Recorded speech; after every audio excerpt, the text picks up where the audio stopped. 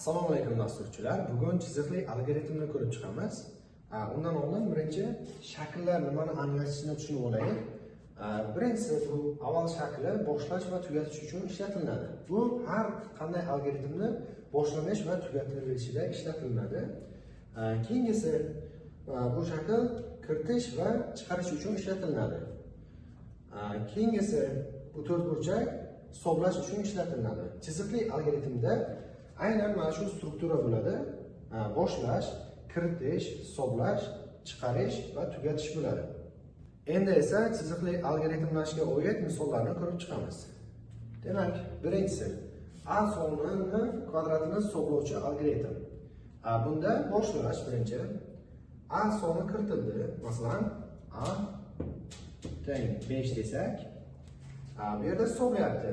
A kvadrat a, ya'ni o'zi s ning qiymati 25 va s ni chiqaryapti va tugadi.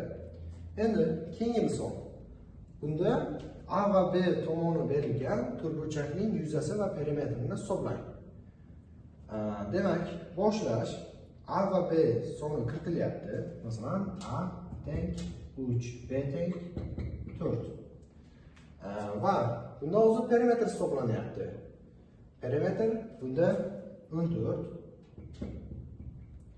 Yuza esa 12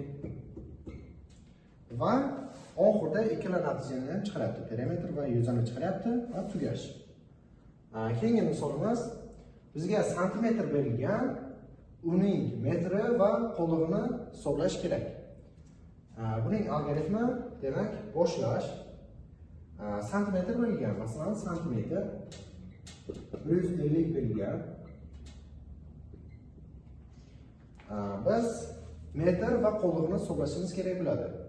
Div bu bo'lgandagi butun qismni hisoblab beradi.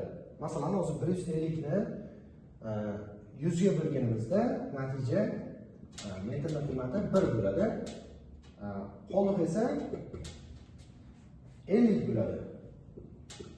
Mod bu bo'lgandagi qo'lliq qismini hisoblab beradi va biz metr bilan qo'lliqni chiqaramiz, tugadi. Bu chiziqliga oid misollar edi. Keyingi darslarda tarmoqlanuvchi va takrorlanuvchiga oid mavzuni ko'rib chiqamiz.